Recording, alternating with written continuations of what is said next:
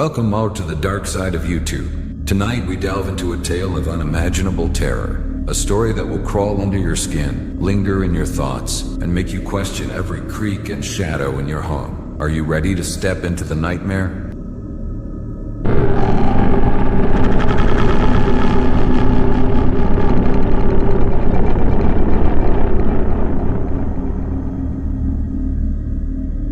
In the small, unassuming town of Ravenbrook lies an ancient mansion. Its crumbling facade a stark reminder of its dark and storied past. This house, the oldest in the town, was once the site of unimaginable horrors. Built by wealthy men who sought power beyond their mortal means, it became a place where the lines between our world and the unknown were blurred. Decades ago, this mansion was the epicenter of sinister rituals. Rich and powerful men, obsessed with the occult, gathered here to perform a forbidden ceremony. They believed that by placing two mirrors facing each other, they could open a portal to the fourth dimension, a realm where unimaginable entities resided. Their aim was to summon an entity, a being from beyond our reality, to grant them wealth and power. But their hubris was their downfall.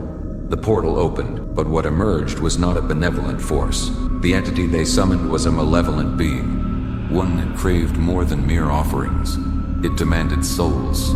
The entity turned on its summoners, devouring their souls and leaving their bodies to rot within the walls of the mansion. The house itself seemed to come alive. Soon, the mansion became known as a place of death and despair, where the very walls whispered of the horrors that had occurred within. Despite its terrifying reputation, the mansion continued to draw the curious and the brave.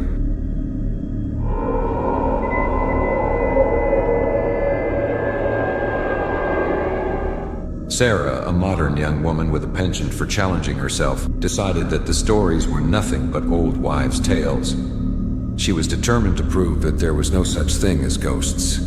She mocked the legends, scoffing at the idea that an old house could harbor anything more than dust and decay. But as Sarah ventured deeper into the mansion, she began to notice things she couldn't explain. The air grew colder, and her breath hung in the air like mist. The once grand hallways now seemed to stretch endlessly, each turn leading to more darkness. The walls, covered in faded, peeling wallpaper, seemed to pulse as if alive. She could hear faint whispers, unintelligible but unnerving, as though the house itself was trying to warn her. Sarah pressed on, her curiosity pushing her deeper into the mansion. She found herself standing at the entrance of a long hallway, the end lost in shadow. As she took her first step forward, the air around her grew heavier, and the whispers grew louder, almost frantic. At the end of the hallway, she discovered a room that felt different from the rest of the house. It was colder, darker, and the atmosphere was thick with an oppressive sense of dread.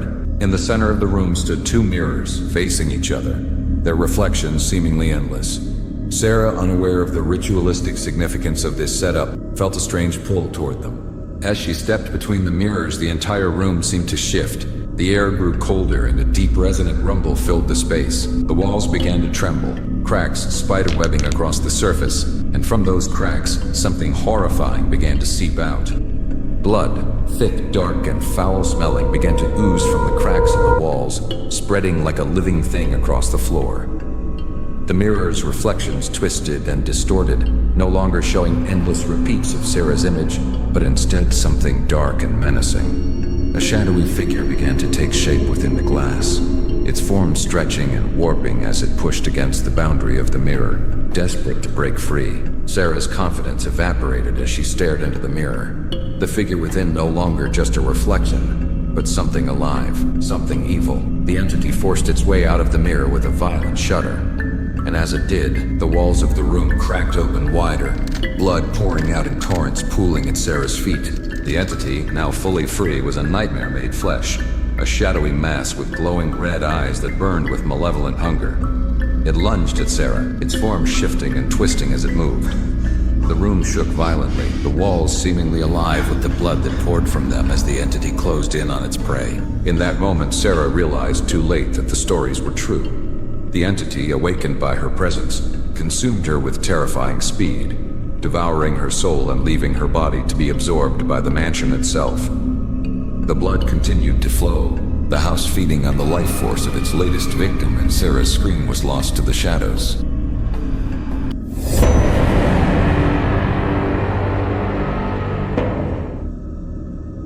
The legend of the mansion continued to grow, each new victim adding to its dark reputation. But the tale of Sarah's disappearance caught the attention of the Night Stalkers, a group of seasoned paranormal investigators. This team consisted of 4 members: Jack, the cameraman, Emily, the paranormal expert, Mia, the vlogger, and Gabriel, the psychic. They arrived at the mansion on a night when the storm seemed to echo the fury of the entity within. As they stepped inside, the rain intensified, hammering against the roof like 1,000 angry fists. But as soon as the last member crossed the threshold, the storm ceased. Outside, the ground was bone dry, as if the rain had never existed. Despite the eerie calm outside, the mansion itself was anything but. The air inside was heavy with a sense of dread, and every creak of the floorboards seemed to reverberate with unseen malevolence. But the Night Stalkers were determined to uncover the truth, no matter the cost. Gabriel, the psychic, felt the entity's presence almost immediately. It was a dark, oppressive force that seemed to seep into his very soul. The others felt it too, an unspoken tension that hung heavy in the air. As they ventured deeper into the mansion, the temperature dropped and the shadows grew longer, twisting and writhing as if alive. Emily's equipment began to spike as they approached a particular room. The source of the malevolence was unmistakable: the 2 mirrors facing each other, just as they had been during the ritual that had summoned the entity. The air crackled with energy, and the atmosphere grew thick with dread. The entity had been awakened once again, drawn to the presence of the living. The mirrors began to distort, the reflections twisting and shifting as the entity struggled to break free.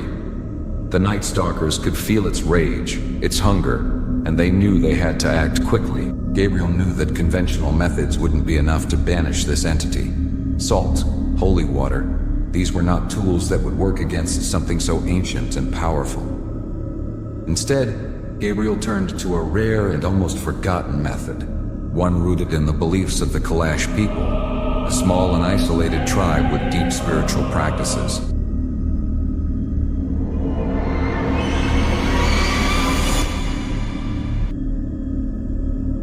He began to draw sacred symbols on the floor with chalk, symbols that were meant to close the portal and trap the entity within its own dimension. With the symbols complete, Gabriel lit a bundle of sacred herbs, their smoke filling the room with a pungent, earthy scent.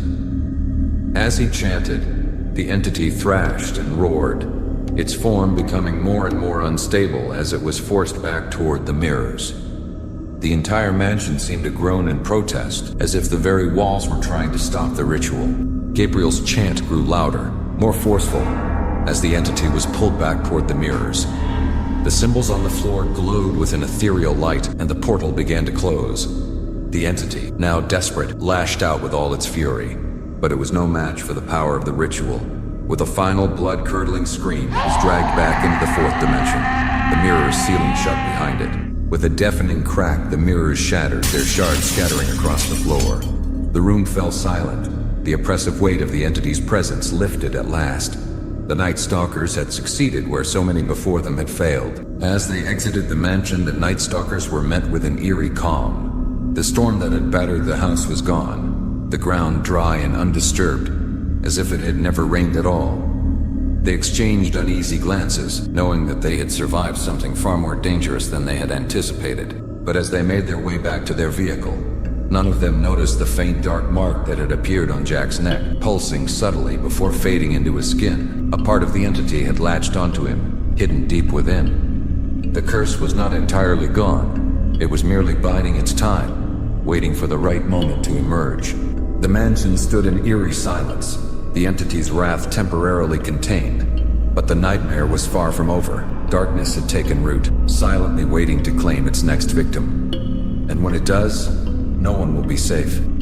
Thank you for watching. If you enjoyed this terrifying tale, be sure to subscribe if you dare. And remember, the nightmare is just beginning.